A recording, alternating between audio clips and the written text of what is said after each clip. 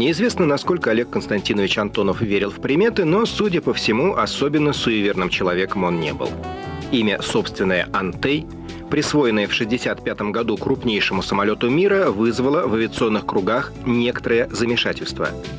Дело в том, что прославленный силач Антей, сын Посейдона и Геи, оторвавшись от земли, становился слабым и беспомощным, чем и воспользовался борец вольного стиля по имени Геракл. Однажды он приподнял Антея в воздух, после чего тот перестал оказывать сопротивление.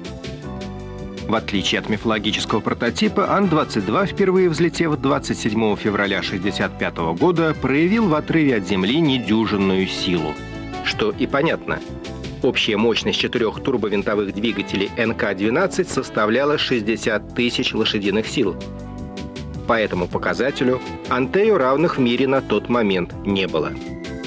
Ан-22 стал первым широко фюзеляжным самолетом.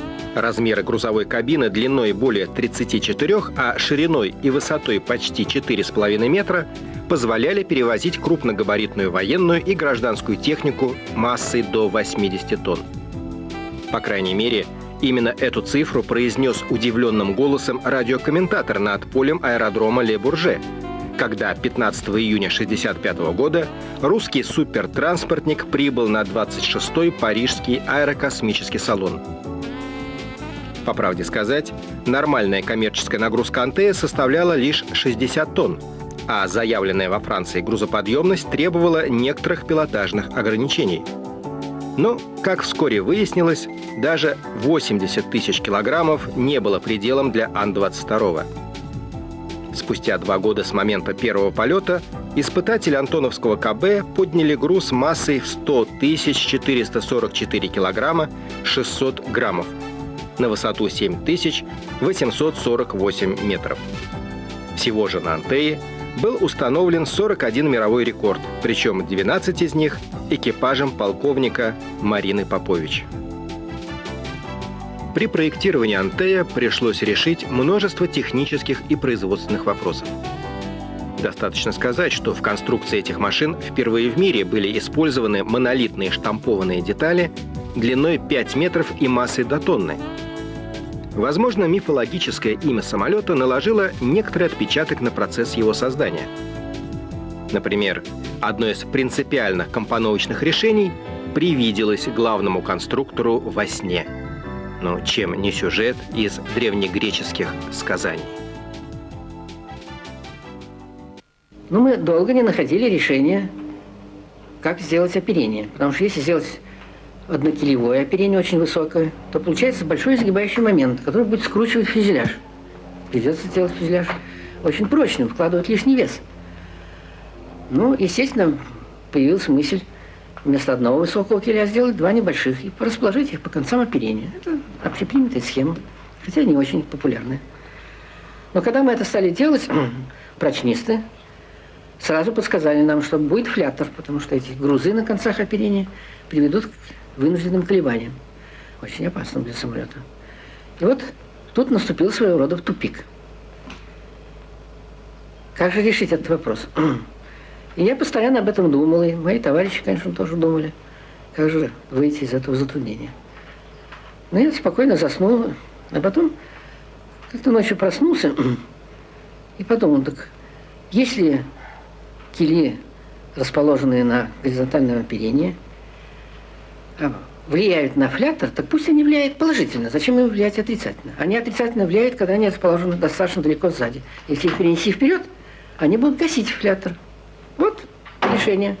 Я записал это, сделал такой эскизик и заснул. Ан-22 запустили в серию на Ташкентском авиазаводе имени Чкалова. Всего было построено 66 машин, заключительная из которых сошла со стапелей в январе 1976 года.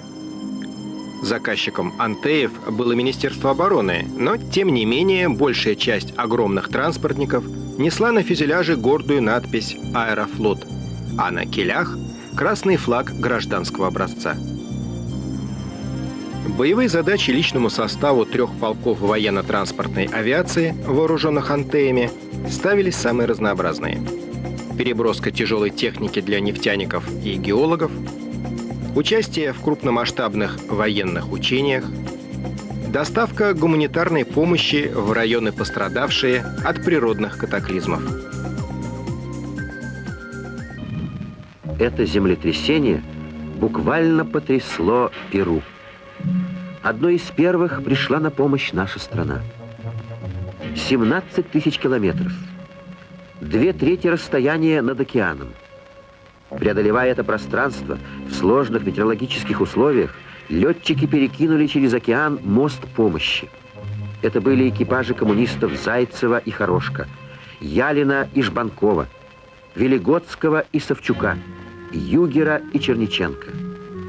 Только отличное знание машины, ее возможностей, совершенное летное мастерство позволили экипажам блестяще справиться с благородной миссией.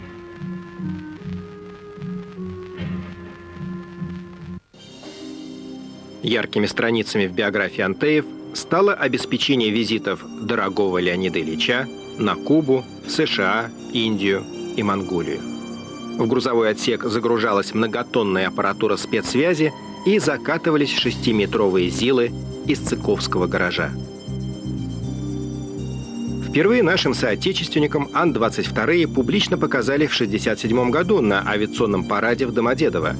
3 самолета продемонстрировали посадочное десантирование. Из гигантского чрева транспортников выезжали пусковые установки с оперативно-тактическими ракетами «Луна» и зенитные комплексы «Круг». Официально Аны были приняты на вооружение в январе 1974 года, но их реальная служба началась гораздо раньше.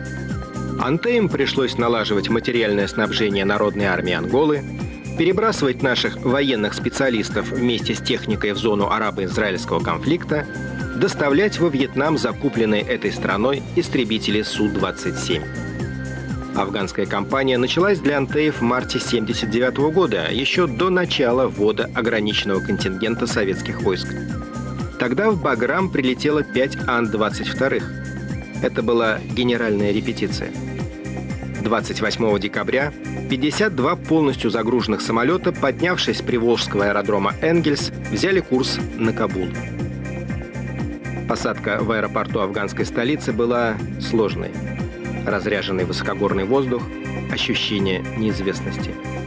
Экипажам не сообщили, что они летят на войну.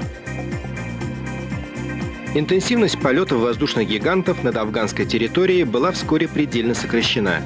Несмотря на камуфляжную окраску и оснащение тепловыми ловушками, огромные самолеты были слишком доступной целью для стингеров.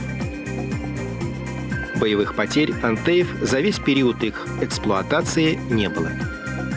Но все же парк этих машин вследствие летных происшествий сократился на 6 единиц.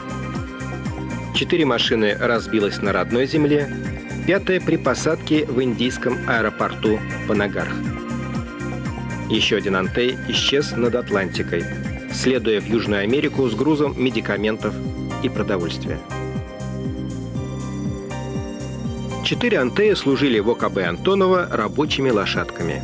На них отрабатывались новые идеи и конструктивные усовершенствования, проводились аэродинамические исследования. Многие из вариаций на тему Антея так и не вышли за рамки чертежных форматов. Задумывались проекты пассажирского лайнера на 724 пассажира, противолодочной амфибии и даже сверхдальнего самолета с ядерной силовой установкой. Но экзотика осталась только на бумаге. В небе же оставили яркий и запоминающийся след неприхотливые и несколько флегматичные транспортные гиганты, которым, вопреки древнегреческому предсказанию, отрыв от Земли обеспечил долгую жизнь и всемирную известность.